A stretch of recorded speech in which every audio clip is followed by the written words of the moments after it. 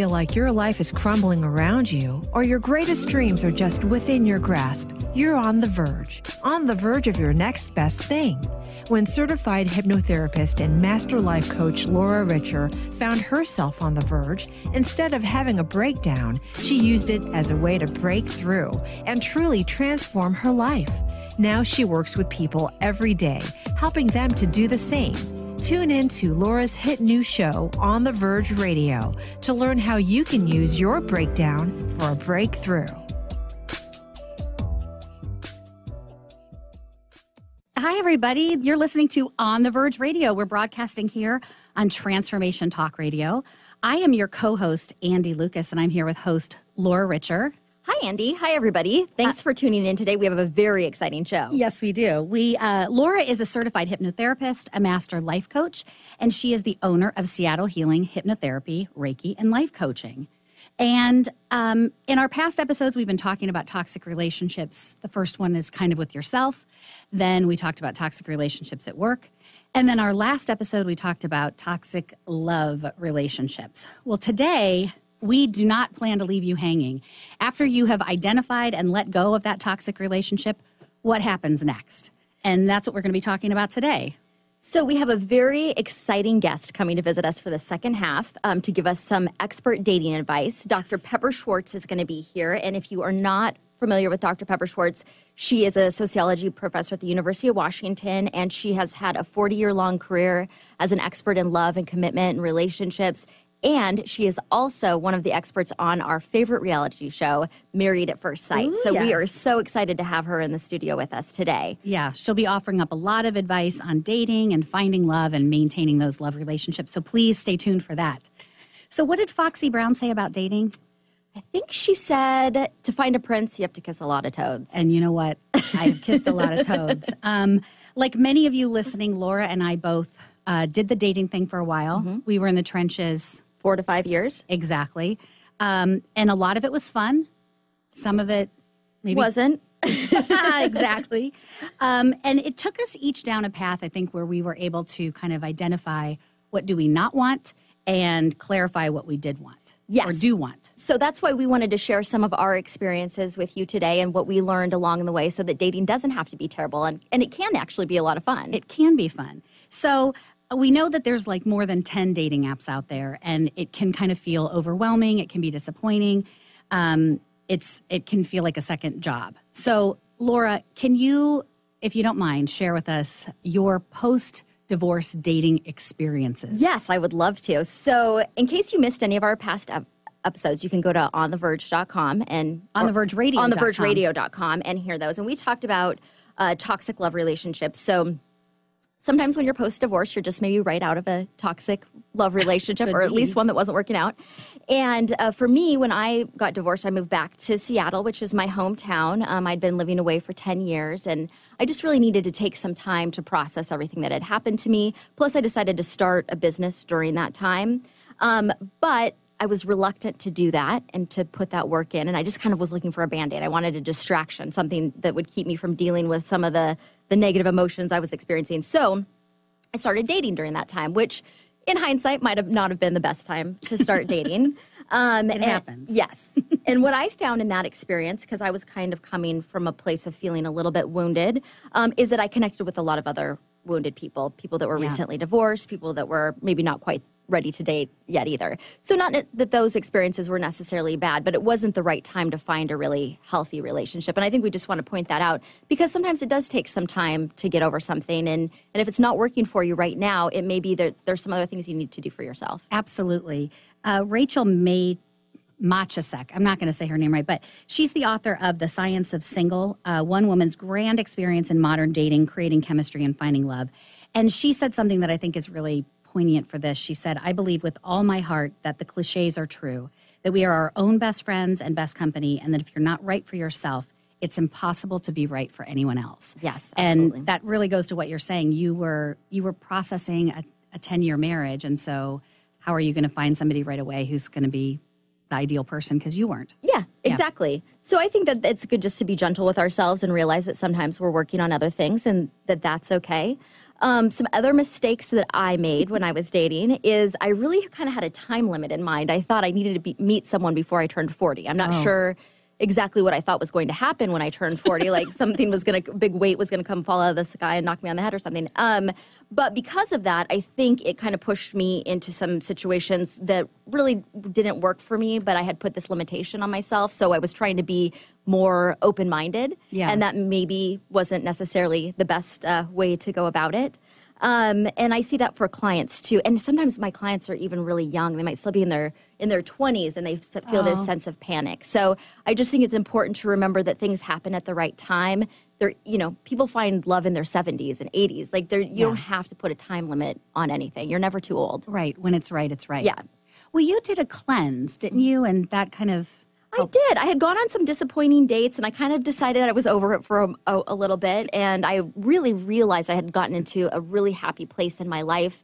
My business was doing well. I have great friends, great relationships with my family, and I just thought, since dating's not really working right now, I want to focus on me. So I did a really strict cleanse, which I don't really recommend for people all the time, but where I just cut out alcohol, sugar, most types of food, and just wanted to see if I could do that and just really focused on myself for a little while. And after that cleanse, I think I met the person that I'm with now maybe a week or two after that, after I finished doing that. So tell us about him and why you think that relationship works. Well, I met him even after the dreaded 40 number. Oh, my God. Met him when I was 40 and a half. And, in my past, I really found people that were very different from me interesting. So maybe very different backgrounds and values. And even though those people were interesting to me, they were not necessarily people I was compatible with. And that's something that I've kind of learned in my process and my journey about, who the right person would be for me. So my current partner is a guy who has really similar family background to me, same values. We both weirdly get up very early in the morning. So there's a lot of things that we have in common. And it really works. And I also think I met him at a time in my life when I was in a really good place with myself. And you weren't looking for someone to complete you. Yes. You were looking for someone to be a nice complement to your life that was already going well. Exactly. So I got to a place where I remember people used to say, oh, you'll meet someone when you don't want to anymore. And I thought, well, that doesn't make any sense. I'm always going to want to meet someone. But I did meet someone when I didn't need to meet them anymore. Bingo. It didn't have there was no desperation around it. Yes. Yeah. Oh, the D word. Yeah. So, Andy, tell us a little bit about your time in the trenches. Yeah, and it was the trenches, let me tell you. So on our last episode, we talked about Van Boy, who lives in a van, not by the river, but I know. It come up. Could be the next one. Yeah, maybe. He lives by the ocean in a van.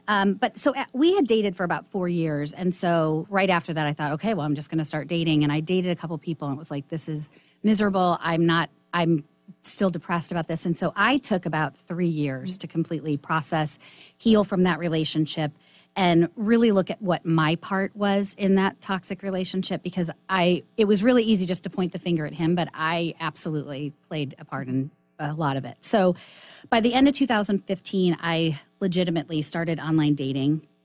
I went on a lot of dates that kind of helped me become more discerning. Mm-hmm. There were a couple of just unbelievable things. Scott, and all of the names have been changed to protect the not so innocent. Scott texted me about 45 minutes before our date was to begin, and we were having a Sunday brunch at 2 p.m., and he texted me about 45 minutes ahead and said, you know what, I'm going to have to cancel because I'm on another date right now that is going so well. I just have to see where this is going. And I thought, who books 2 dates on a Sunday afternoon? Committed to the process. Can't fault him for truth right there. Right. I'll give him some truth value exactly. There. And I hope that Scott is very happy. Did you take that personally when that happened to you? You know, I was finally at a point where I thought, whatever. Now I have Sunday afternoon to myself. Yeah. Now I don't have to get all ready and all of that stuff. Then there was Danny, who complained about the traffic. It was our second date, and he was complaining about it. And I had gone across the water for our first date. So I was like, you know what? Just forget it. If I'm ever on your side of the water, I'll give you a call. And then there was Stu, who actually had a friend meet us on the blind date, and actually then needed a ride home. which was wonderful. So you bring up something interesting. I also went on a date with a guy who brought his friend. And for any of you guys that are listening out there, that's not a great move. Not good. Yeah, it's already intimidating to go on a date. You don't need a friend there with you. He was looming in the sidelines, like just waiting to see if it was going okay. I mean, it was very strange. But I did meet a lot of nice people, and I always went in with an open mind. But what I realized about halfway through this process is that I always went in with this crazy expectation. Is this going to be the one? Is he going to be my new boyfriend? And it was so much pressure on me, on him, on the date, on everything. So I finally just let that go. It was like, I can't go in with this kind of pressure. I'm just going for, a fun night. There could be nothing that happens here. This could be a funny story that I tell on a radio show 2 years later. Who knows? So I started going in with that, with this kind of zero expectations. And that was in a good way. And I met Zach. We're coming up on about a year now. And it's really fantastic. I had, like I said, no expectations, and it went really well. He's, very funny. We have a lot of personality traits that are the same. It's kind of that life setup stuff is the same. We're both self-employed. We both have a flair for the dramatic. He's spent a lot of time in theater. We're both fire signs. Neither of us are interested in having children, we're both kind of caring and nurturing animal people. We both need our alone time, but kind of treasure that time together. So very compatible. Exactly. And that's something I'd never had before. I had a friend who said to me once, I said, but this guy really likes music. And she said, why don't you try to find someone who has the same values as you, not necessarily the same interests as you? And that was like an earth-shattering concept. So, yeah, it's going really well. So super exciting. So after, 4 or 5 years in the trenches, you and I both have found a partner that works for us. And I think it was both because we were ready for ourselves. We were ready and complete ourselves. All right, hang on. Let me stop for a second. Yeah, from a guy's perspective, Please, say that share. one more time. It's not about interest. It's about what? Values. See, guys? Yes. There's more than just that. It's outside the box. Yes. Benny, thank you. I love it. Just making sure the guys hear this. Yes. It's very, very true. Okay. Yeah.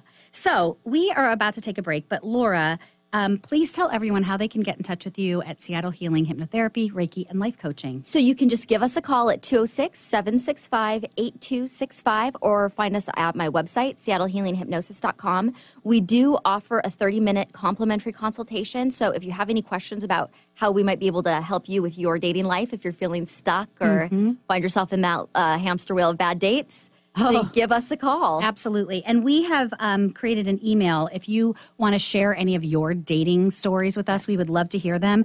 Just email us at questions@onthevergeradio.com, and we would love to hear your dating stories. Yes. So anyway, we're going to take a break. We're going to talk more about what to expect when you get out there in the dating world. And stay tuned because Dr. Pepper is coming up at our 11:30 hour.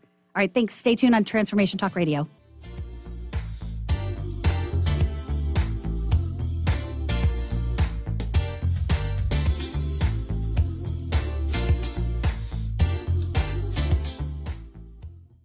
Tune in to The Jen Royster Show, intuitive guidance to inspire your life, each Thursday at 8 a.m. Pacific and 11 a.m. Eastern on TransformationTalkRadio.com. This amazing show is an inspirational hour that will take you on an epic metaphysical journey to discover the spiritual approach to life's greatest challenges. Dr. Jen is an internationally known intuitive counselor, spiritual teacher, and energy healer. Call in for intuitive readings and visit jenroyster.com for more information. Join Jennifer Noel Taylor on the hit show Quantum Touch Radio, supercharging your life on TransformationTalkRadio.com.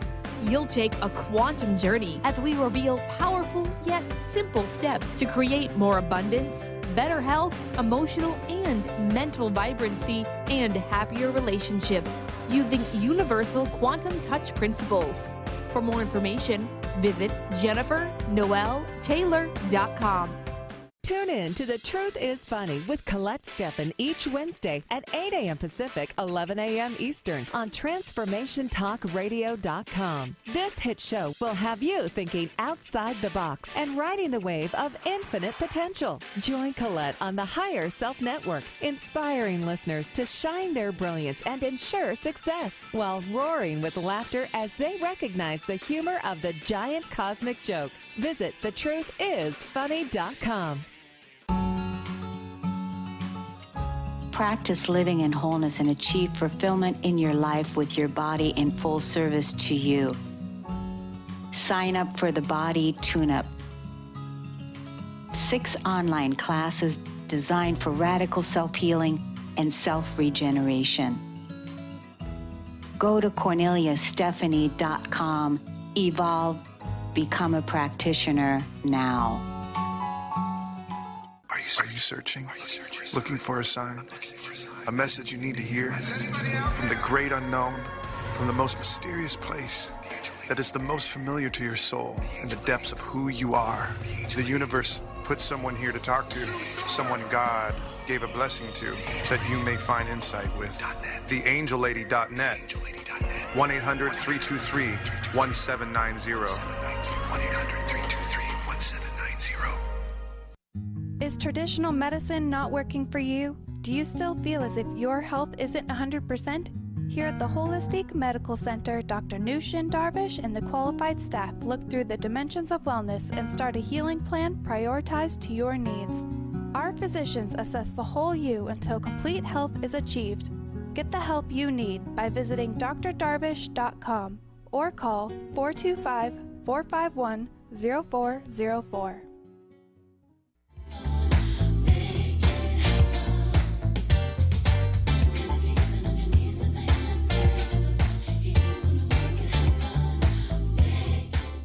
And yes, you can make it happen in love relationships. So welcome back. If you are just tuning in, you're listening to On the Verge Radio, learning how to use your breakdown for a breakthrough. We're here, your host, Laura Richer. Hi, Laura. Hey, Andy. And I am your co-host, Andy Lucas, and we're broadcasting here on Transformation Talk Radio. And today we are continuing our discussion about finding and maintaining fulfilling, happy love relationships. So, yikes. So, Laura, after someone has kind of let go and processed a toxic love relationship, what are some things that they can expect to encounter in the dating world? They can expect to encounter anything. So my experience, and I know yours as well, was I met some really cool people. I met some very wounded people. I met a few liars. I met a few creepy people. So there was a little bit of everything. But the trick is when you're really solid with yourself, if you're not coming from a wounded place or looking for a Band-Aid in a relationship, you know, as a distraction, it really doesn't matter who you encounter. And in fact, some of my dates that could have been really negative were funny to me just because I didn't have a level of attachment to it that was causing it to be painful. Yes. And is that kind of the trick, is to really be secure in yourself? I really think that's the secret. You know, and of course we're human beings and we're going to experience disappointment sometimes, but it's not, you can get over a bad date. It's not going to be the end of the world for you. But it does feel like the end of the world when you are really attached to the outcome, like you said, when you're showing up going, oh my gosh, is this going to be my next boyfriend or my husband or the father of my children or whatever you're looking for. And you put so much expectation on it. When it doesn't go well, then of course you feel disappointed. Exactly. Amy Spiegel, she wrote the book Letting Go of Perfect Women, Expectations and Authenticity. And she says, don't marry an orange, or in this case, date an orange, and expect him to turn into an apple. If you want an orange, great. But if not, put him back in the proverbial fruit bowl for someone else to enjoy and move on. Yes. And it's true. We just can't go out there expecting to meet whoever these people are and turn them into who we want them to be. Yes. And that's really not fair to them either. And we talked about that a little bit in our last episode, that trying to change someone is really a disservice to them and to you. So you just want to connect with the people that are going to work for you. And they're out there as long as you create space for them in your life and don't attach to an orange when you really want an apple. Exactly. Or a blueberry. Yeah, exactly. I mean, who knows? Whatever kind of fruit you're into. So tell us some things that new daters should remember or kind of keep in mind. I think what I see when I work with women in my practice is this pressure that we put on ourselves and this expectation, I've got to meet somebody before I'm 40, I've got to get married before I'm 30, sets you up to overlook red flags sometimes. So there are the people that are too picky, and that's a whole different story to talk about. But I think what I see more common is people are overlooking things that don't work for them and just hoping that they can create a relationship with this person so that they'll be who they're imagining them to be, when that's not really who they are at all. So trusting your instincts is, I think, a huge one. And I think for me, when I first started dating, I was kind of naive. I missed the whole online dating thing when I was younger, so I didn't really know what to expect. Yeah. And in hindsight, I think people always showed me who they were, and I really could evaluate pretty quickly up front whether that was a person that would work or wouldn't work. But sometimes I thought, well, I need to be more open-minded or give people a chance. And that, for me, personally, always backfired. I don't know. What about you? Oh, my gosh. If you're not listening to your instincts, you're turning off this part of you, your gut reaction that's telling you everything you need to know. Mm-hmm. I went on in my dating horror life. It wasn't so bad. It doesn't have to be awful, as we've said. But I was fairly new to the process, and I had met this gentleman. We'll call him Arthur. Okay. We had gone on it was our third date, and in the middle of the third date, he asked me to be exclusive. And I was totally taken aback. It was completely shocking to me because it just felt like it was so soon. And my gut reaction was, no, that's too much pressure. I don't want to do that. But because you barely knew him. It was the middle of our third date. Right. And so, because I didn't want to hurt his feelings or potentially turn away something that could have been great, I said, okay. And oddly enough, the next day when I was sharing this with my mom, I started crying. Now, that should have been a sign that this was not a good move. Our fourth date, he came over to my house, and I was making dinner, and he arrived and had several bags of things. Now, this person had an apartment, a nice car, a well-paying job. It was just strange, and he brought a lot of food over. He asked if he could take a shower, and he brought this special soap. He had a change of clothes. He was moving in. He was essentially moving in on our fourth date. I was like, no. It felt like the walls were closing in on me. I couldn't breathe, and I had to end it immediately. Mm-hmm. And so I wish I had just paid attention to my instincts at the beginning, and when he asked to be exclusive in the middle of the third date, I would have said no. Yes. Yes. So, yes, trust your instincts. But not really too much damage done. You didn't go down a long road with him. No, but I still get a chill up my spine whenever I think of it. What about tolerating bad behavior? You kind of mentioned that. Like, those are some red flags. Well, so everyone probably has a different definition of bad behavior. One example I have from my dating experience is when I met someone online, and they had been kind of more forward than I appreciate. And they had made some comments that kind of set up a red flag for me, saying, like, this person might be looking for something different than me. Yeah. They were also very recently divorced, like within the week. And so God.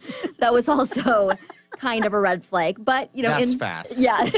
Even for me thinking, I just perk my eyes and ears right. I'm like, wow, you're just ready to get back in there, aren't you? And he was ready. So, but he had sent me a text that it was very kind of sexually forward, and I didn't really appreciate it. But I just kind of overlooked it and went forward. So I did go on a date with him. We had dinner. It was nice. Everything went fine. And then the next day, I just got this barrage of sexting from him. It was very bizarre. And I thought, and no harm done. I wasn't, I was in a good place with myself. It didn't make me feel defeated or hurt my feelings. But I thought, wow, I saw who that person was right in the beginning, and I chose to overlook it. Correct. And I could have skipped this experience. But now I know I can trust my instincts. Absolutely. So, and there's nothing wrong. If you want to be sexting, that's great. Everyone should do what they're interested in. It's just that was not for me. That was moving a little too quickly and too much pressure. Exactly. For a second date. The day after a first date. The day after a first date. Yeah, there was no second date. No, no, of course not. I also think that drinking too much can be some bad behavior that we choose to ignore when someone gets sloppy drunk on a date. Yes. Is not great. Well, I think that person is giving you some information. And again, if we're trying to let things slide, we might say, like, oh, maybe they had a bad night. But you can probably trust if they're going to act that way the first time that they meet you. Yes. And as you know, you had to come rescue me from a date. I got an urgent text. Andy, you have to come out here. This person, not good. Yeah, we had to. It took two of us to get him in an Uber and get him back.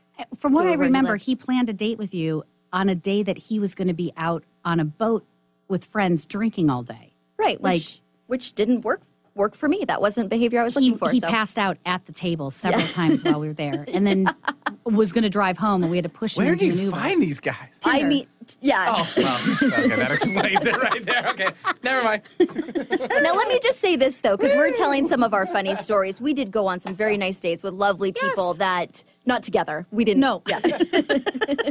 That, maybe there just wasn't chemistry, but I had some really pleasant dating, and I met some very nice people. So it wasn't all bad, but. No, it wasn't all bad. These are just But these are just examples of things that you don't want to overlook. Oh, my goodness. Yeah. So what about like another, to me, bad behavior that we kind of overlook is not calling when they say they are, being excessively late.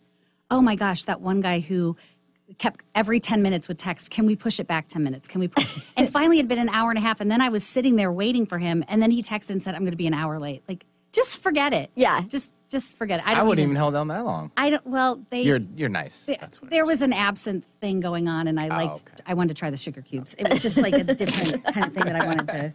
So that's a whole other problem that's going on. I think another reason why people tend to overlook this stuff is this word that we've talked about, this dreaded L word, loneliness. And we talked about this on the last episode, that it can be one of the reasons that we attract and stay in a toxic relationship. So what is loneliness?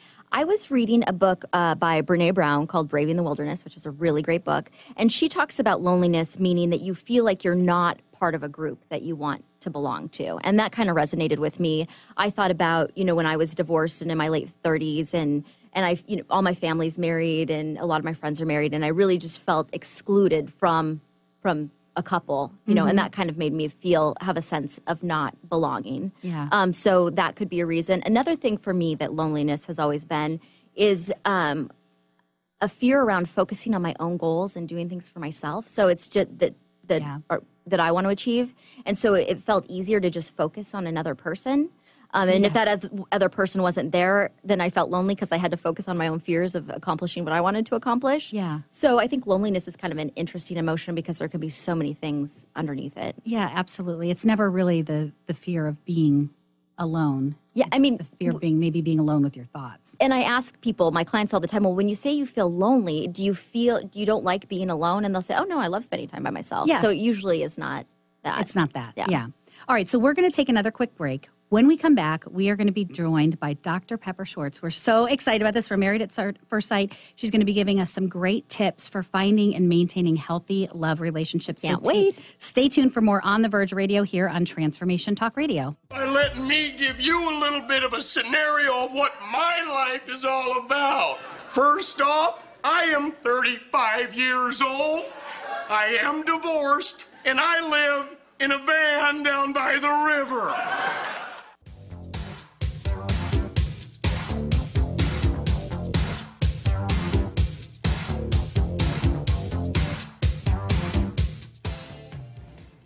Are you done being afraid to jump into the life that's waiting for you? Are you ready for a real shift? I invite you to tune in every Tuesday with me, Tracy L., on the Tracy L. Clark Show, where we will teach you how to live your extraordinary life. At 8 a.m. Pacific on Transformation Talk Radio, where I will provide the tools and the steps needed to help you transcend perceived limitations and move forward with an extraordinary life. For more information, visit me at tracylclark.com. Golden Otter Divinations Radio, where the metaphysical meets the mainstream with Autumn Seibel. Tune in the first Friday every month at 9 a.m. Pacific as Autumn, educator, health coach, and medium, explores metaphysical and mainstream strategies on how to elevate your level of conscious living. Draw in the abundance that is yours by divine right. For more information about working with Autumn, visit goldenotter.us. That's golden like the precious metal and otter like the precious animal.us. Tune in to E3 Influence Radio. Own your impact, master your world. In this new hit show, Sarah Luce, empowerment coach and spiritual mentor, teaches us how to achieve our greatest potential to positively affect everything and everyone. The time is now to enlighten our minds, empower our hearts, and take energized action to raise the consciousness of our planet. Sarah shows us how with simple, easy-to-implement steps. To find out more about Sarah Luce and her E3 Influence program, visit sarahluce.com. What is holding you back from living the life you are meant to live? Why is it vital to believe in something bigger than yourself? Are you in physical or emotional pain? Tune in monthly to Vibrant Purposeful Living. Awaken the vibrant life within you with Lou Paradise and Dr. Pat on TransformationTalkRadio.com. Lou's passion is to help everyone experience positive solutions for life. Find out more about Lou with Vibrant Purposeful Living at louparadise.com. Tune in to Knowledge Book Radio with host Marge Potasic each Tuesday at 1 p.m. Pacific, 4 p.m. Eastern on TransformationTalkRadio.com. Through many experiences, Marge was led to the Knowledge Book, a gift to humanity in its transition to the Golden Age, and it provided the truth and the answers. She now shares information from the Knowledge Book with you each week on TransformationTalkRadio.com. For more information, visit usa.theknowledgebook.net. Do you believe you are meant to live with more joy, but you're just not sure how to get it? What does the phrase, "give me the joy," make you feel? Join me, Lynn Horde, every second and fourth Thursday, 9 a.m. Pacific, 12 p.m. Eastern, on the Give Me the Joy Show, as I take you on a journey to peel back the layers so you can take back your joy. To find out more about my work as the Joy Coach, including my popular programs Joy School and Joy at Work, visit lynnhorde.com.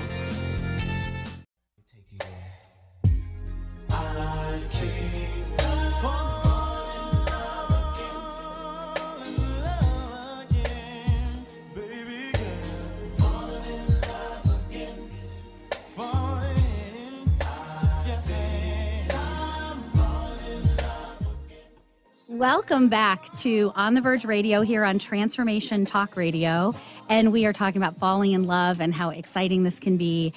And just to kind of set the stage, toward the end of November 2015, my mom had knee surgery, and she happened upon a show while she was recovering called Married at First Sight. It was in its third season. The show has 3 experts who kind of match up 3 couples based on personality traits, age, wants, desires, goals, family, lifestyle. And these couples meet each other at the altar and truly get married and have a legally binding marriage. They go through all the steps. They go on a honeymoon. They move in together. They have daily life together. And after 8 weeks, they decide if they want to stay married or get a divorce. And it is fascinating. I immediately binge watched seasons 1 and seasons 2. I got Laura here hooked on watching season 3 with me. And it really kind of helped us see that we were not alone in this dating situation. Yes, and it was interesting to see that there were so many people that were willing to just put it in the hands of experts and didn't even want to deal with it anymore. So that did make us feel better, and it gave us some really good advice. Yes. So now I am so thrilled to introduce Dr. Pepper, who's in the studio with us today. And Dr. Pepper has had a 40-year career talking about love and commitment. She's currently the love and relationship expert and ambassador for AARP. And she teaches at the University of Washington. And she's one of the experts at Married at First Sight. So welcome, Dr. Pepper. Thank you for coming in. Thank you. I'm glad to be here. Yeah, this is super exciting. So as you know, Laura and I are huge fans of the show, and it set us both on a trajectory to find happy love relationships. Both of us have found these really nice gentlemen that we've been involved with each for about a year now, and it was really great watching the show and getting your advice. So I'm curious, how many people kind of showed up for the pilot, the first season versus now? And I know you guys are filming in Boston. Well, they're very different because the first season, we weren't sure anyone would do this. It is kind of a bold idea. And so actually we tricked them. We did a casting call for a dating show. And we got, I don't know how many people, a couple hundred people who came. This was in L.A. There was more than that, but that's because there's always a lot of people applying, but about a couple hundred that we actually got to see. And then we told them, well, it's not a dating show. This is something else, and it's a marriage show, and we will arrange a marriage for you, and you will meet that person at the altar. Whereupon quite a few people got up and left. I can imagine. God, there's this handsome Japanese guy. I thought, I hope he was out of there. So so we were left with probably about 100 people. And we had some wonderful people in that first season. 2 out of those 3 couples are still married. I know, it is so exciting. And we just had our first baby. Yes, Jamie just had a baby. Yeah. So that was, kind of cobbling it together. We are now over 50,000 people. Wow. Wow. I mean, that I'm sure it's higher than that now. That was sort of months ago that I looked. So is it shocking or surprising or both that there's that many people who are interested in letting experts find them a spouse and take it out of their hands and put it into yours? It was originally, but now I've learned why. And I think it's because most of the people who apply to us, not all, but most of the people who apply to us are a little burned out with their own efforts. They really don't trust themselves anymore. Yeah. They either have hit walls of just, not finding anyone, or they've made sort of continuous bad links up with someone. They don't trust their own taste. And they feel, particularly those who've seen a few of our successful couples, that, maybe someone would know them better than they would know themselves. And plus the fact they know that one of the really good things about this is we're there to support them. Yes. Pretty much night and day. Mm-hmm. We started out with 4 people. There's 3 of us now. And we're just cycling in all the time, As you know, I just came from Boston like an hour, not even an hour ago.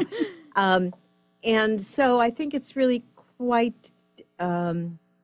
It's a good vote of confidence, but I also think it's because they just feel like we'll do no worse than they have, and maybe better. So what are the experts looking for when you go to partner somebody? What are the big things that you look for to see if somebody's compatible? Well, it's changed for me over, now our 6th season. And I think for me, now we're different experts, but for me, I'm looking for someone flexible who can roll with things, who doesn't say, it's got to be X. If it's not X, I'm out of here, right? Now, sometimes we fail on that variable because we think we have it and we don't, but I'm looking for that. I'm looking for a big heart. I want somebody who can show love and receive it, and who has a good head on their shoulders, who is a grown-up. That, too, sounds easier than it turns out to be. I'm looking for somebody who can tell me about themselves. Some people really, they don't know themselves very well. And even though we give them a lot of psychological tests and psychiatric tests and a whole lot of detective work on their education, income, criminal record, hopefully not, debt record, driving record, sometimes surprises come on those too, even though we thought we did a good job. But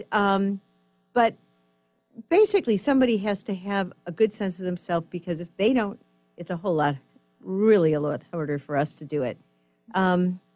So those are sort of the central things. I like somebody with spirit, who's enthusiastic and up for a lot. I like somebody, if I can have them, who's had a successful relationship. Yeah. We can't always find that, but if they've been with somebody a couple years, it didn't work out, et cetera, and they have good reasons for that, I think, okay, they've known how to attach. They've known how to make a commitment. There's lots of good reasons why they don't work out, but I'm very wary of someone who's never lived with somebody and is a grown-up, or, hasn't had something big that made their heart sing, so they would know what that felt like, even if it didn't last. So there's a bunch of stuff, but that's kind of the center of it. Okay. Yeah. So that kind of touches on what we were talking about when we were dating. A lot of it was a process of getting to know what we didn't want and really getting to know ourselves. And so there was a period of time when it wasn't going that smoothly because we weren't ready. And I guess we've been talking a lot about toxic relationships over the past few episodes. And I just wonder if you are out of one of those and you've had these kind of negative relationships in the past, how do you stop yourself when you're dating from letting it haunt you and letting it affect your new relationship? Well, I think it should affect your new relationship. Okay. I mean, I think you should have gained insights from it. You should see warning signals, not just in the other person, but in yourself. Yes. Does this person set off triggers or not? What happened? I mean, no relationship repeats the last, but you always have gotten some new insight, I hope, Yeah. And if you don't, when we're around, we're here to tell you you don't, and you got to listen to us. And that's the other thing I would say. I mean, I would send somebody to a therapist and say, okay, here's my MO. Here's the way it's been for me. Give me some insight here because I'm not getting it. I think the best thing these people get is the 3 of us, holding them to maybe not the mirror they've been looking at. Yes. And because I think our real role is, of course, we want them to live happily ever after, but if that doesn't happen, we want to have a much better chance of doing that because we've cleaned up their act a little. Mm-hmm. Yes. And I think some person, I've had a situation where someone says, well, every relationship I'm in goes blank, blank, blank. And then I go, well, what's the consistent variable in that? And if that's the case, let's talk about, what your role is so it doesn't keep happening. But I think we do want to learn. We just don't want to think it's the same relationship, and we don't want to doom it before it starts just because, we're used to them ending. Right. Yeah, just waiting for something bad to happen. Yeah. What I would say, just as if something bad will happen. Yes. Yes. Yeah. It will happen. It's what you do with it. Yeah. Mm-hmm. Yeah, and how you react to it and all of that. Yeah. What can we do, for new daters or people who are finally ready to find love and they're ready to date? What can we do to show up to be a good partner? And what should we be looking for the personality traits, I guess? And I know it's different for everybody, but some kind of general ideas. I'd say my two most serious observations. One is watch your language. Don't forecast the future. Don't tell somebody what they're going to do. Don't you don't really love me, do you? Yeah. You don't really want a commitment, do you? Doing that. And then I am continuously shocked at the language people will say when they're mad. I mean, really uncivilized. And that just is no, never, don't do it. If you can't control your language, leave the room, leave the house, say I'll be back. But, I think those are really, really important points. And the other one, and this is my golden rule that I've changed, but gosh, it's a hard one for people to do. I was just seeing it in action the other night, which is don't do unto others as you would have them do unto you. Mm-hmm. Do unto others as they would have done unto themselves. Yes, that's... Don't think that the way you feel is going to be the way they feel. Don't think the way you perceive is the way they're going to perceive. Mm-hmm. Because if you make those assumptions or judgments, you're in trouble. Yeah. Gosh, my mom has been telling me that my whole life. Andy, no one is going to respond like you do. It's just, but we forget that. It's really easy to kind of project what I think someone's going to feel and what I think they're going to do. So, so what are some things, just more on that topic, that maybe are red flags that we don't want to overlook? We were talking a little earlier about sometimes we really have put some limits on ourselves, our age, or we need to get married at a certain point, and we're kind of ready to find that person no matter what. What do you think are some big red flags that you just really shouldn't let go? Well, it should never be no matter what. Okay, yeah. Because as anyone who's ever been in a bad relationship knows, it's better to be alone watching a movie with your own bag of popcorn than having someone take you apart, right? Yep. So what I would say is anybody controlling, anybody who is, it's my way or the highway. And most people aren't like that in the beginning, but when they get a little more comfortable, they do that. And because we all want our own way. And then the question is, well, can we work with this? Can we negotiate? Can we get our fair share of how life looks together? So real controlling is a bad thing. Somebody who's telling you your flaws. Oh. Yeah.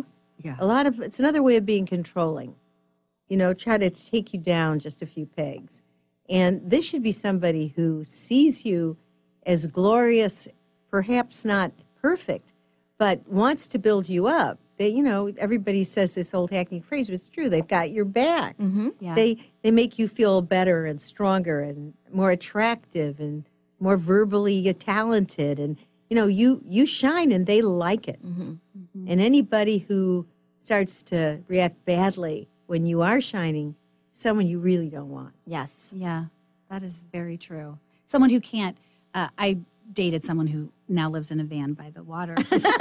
And he, whenever... He said waterfront, right? Whenever something would go really well for me, he would run for the hills and was not there to support me or be proud of me. It was like this weird jealousy or couldn't handle it. And made him feel inferior in some sort of way. Yeah. Very, very strange. So big red flag. Yeah, exactly. What are some, Laura and I have talked about this a lot, expectations that we have going into a relationship that I think it's okay to let go of some expectations, but there's some that can, this isn't coming out right, but what are some people expecting that they shouldn't be because it will only lead to disappointment? And then what should they stand true to? Like, this is really important to me and I can't bet. I just heard the other day from somebody saying, I thought this was going to be a fairy tale. Oh. And I say, the wedding is a fairy tale. The honeymoon might be a fairy tale. After that, it's just a novel, you know, and there's lots of stuff in it, right? So I think the idea that there's no conflict, no bumps, no disappointments, any of that is going to doom a relationship because that's not the way we are. It's not the way life hands us life, and sometimes we are our best selves, and sometimes we aren't, and the other person as well. So I think, that's the biggest one. I think that people feel like, oh my gosh, there's some conflict, there's some big differences, this didn't happen the way I wanted to, this is wrong. Yeah. I'm out of here. And that's just not going to work for a long-term relationship. Just even that I'm out of here is a really bad flag. Yes.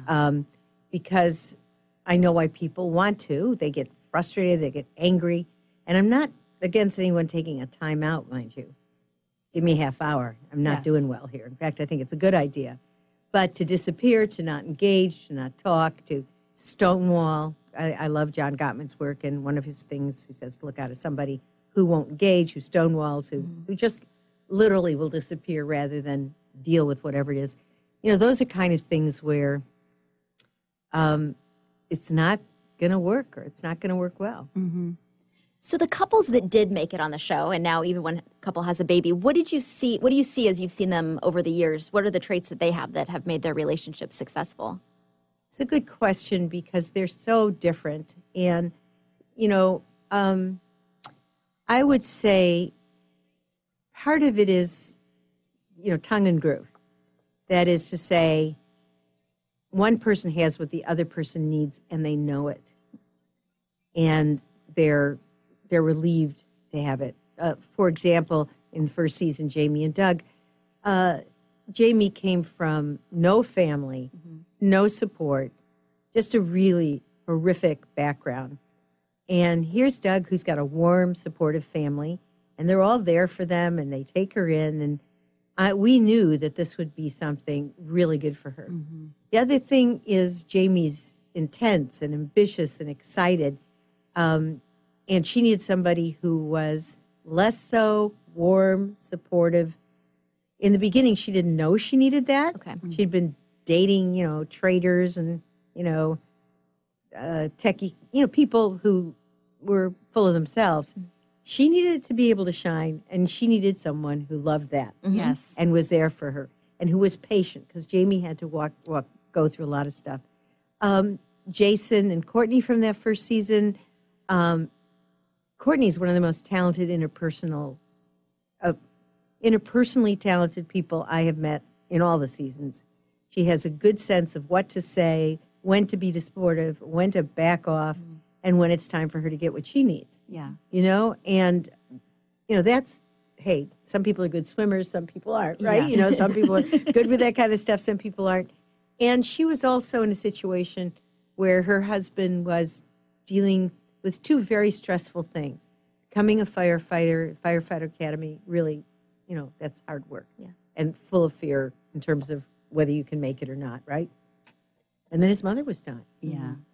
So she was there, and she was very, very good at knowing when to be there for him, when to be supportive, when to just listen, and to take his cues on all of this, because his ownership of some tough stuff, give him a lot of license. I've seen people in similar situations with us where they start getting upset because they're not getting enough, and then they start pushing, and that's the last thing a person can handle, right? So it's having some sense of who you're with and how to treat the situation. I think that sometimes it helps a great deal if the two people look at each other and say, whoa. Yeah. And that helps a lot, but it doesn't forecast success. It helps, though. It gives them something like everyone else, when you're mad at somebody, but they still kind of look good to you, it helps. And so we try to match them up on that. And it's a little bit hard. We mostly are okay on it. Sometimes they're not. But again, in Jamie and Doug's case, she was miserable the first time she looked at him. And here's the guy. Jamie had enough ego to not say, well, up yours and the horse you rode up on, you know? Yeah. I mean, which we've had people feel like, you don't like the way I look? I'm out. Okay, I'm shutting down. If I hear that term once more, I'm shutting down. Oh, gosh. I hear that all the time. Whereas Doug said, I'm going to make you think I'm great. Yeah. And he just took it on like he had a strong enough ego to say, she's wrong. Yes. I'm great. I'm going to show her, So there's things like that where if people can help each other in the area they need, if they're strong in an area the other person's need, and they have enough similarities, it's got to be about 80. My own calculus is 80% similarity, 20% difference. The difference is being really important and useful. The similarities thinking, yeah, this person's like me. We want to experience life in the same terms. You have to have enough reason to know why you're together, particularly if you're going to marry him at first sight. Yes. So how do we, and this kind of goes back to Jamie, and I don't think she was doing this, but how do we know the difference between being discerning about what we're looking for with someone and being overly critical and nitpicky? Like, I feel like that's kind of a fine line, or can be. It is. It's a really great question because it's not an easy answer. What I say is you can't have too long a list. Okay. You have a long list, my name for you is lonely. Because I mean, really, it's like, how are you going to get all of, it's not a smorgasbord. I mean, it's not a buffet where I'll take this, I'll take that, and I'll make a plate out of it. We are people, and we don't get put together like a puzzle. So the question is, what's really important, and what do you actually need, and as opposed to prefer? And what would be great, but you could live with not having it. So, I mean, for example, if you're a serious athlete and you're running marathons all the time and you're climbing mountains and whatever, then you have to make a decision, do I need, let's say, a woman or man who does that with me? Or is that something I could actually do by myself? But what I really need is somebody who is a lot of fun, insightful, smart, and has a good heart. Yeah. In other words, are the activities going to determine, what your life is? And it might. It might. I mean, I'm not saying that you could go either way on that. But then, how are you going to do that with what are the other things that you can get? So, what are you willing to sacrifice? And if you're not willing to sacrifice most things except a few core things, it's going to be very hard. Yes. Yeah. And by sacrifice, I don't mean not say to yourself you don't want them, but rather, boy, it would have been great. Let's say I'm a serious golfer. I know I'm going to be on the links a bunch. It really would have been great to have somebody. But, she's got her own thing that she does on that time, and we can come together elsewise. The activities are not insignificant because that's your leisure time. What are you going to do together? I'm not putting it down. But you just have to decide where that list has to stop. And for me, it's, got 4 things you really need, and after that, you should just see what happens. Okay. Yeah. Does age matter? Yes.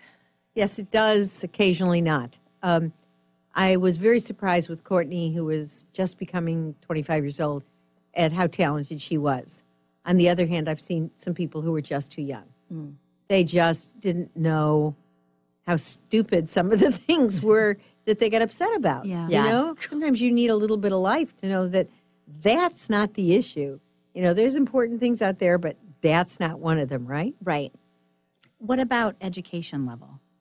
I think education level isn't as important as intelligence and life experience. Okay. So what we often think is we're getting intelligence from education, and often they're correlated. Not always. And there are some people who really shine that don't have all of those degrees.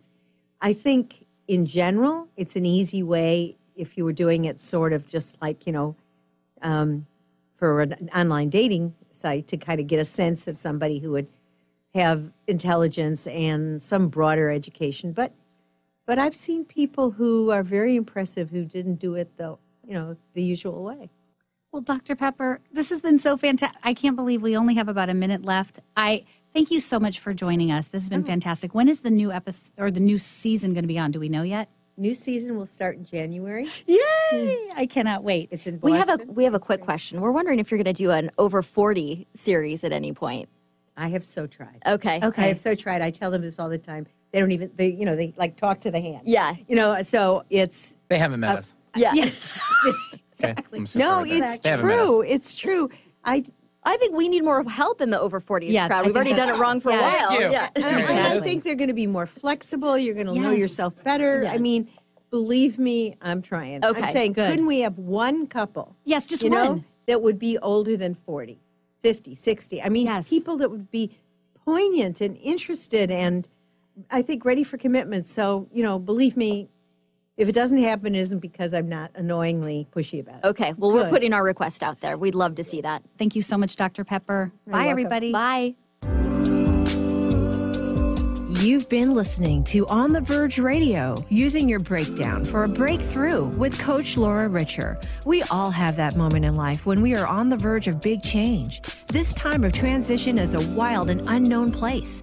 How will you show up? Embrace the positive, drop the negative, and you can experience total transformation. Schedule a breakthrough session with Laura at seattlehealinghypnosis.com. Laura will help you discover the path to creating rapid and positive changes. Tune in every month for On the Verge Radio with Laura Richer. The views expressed on this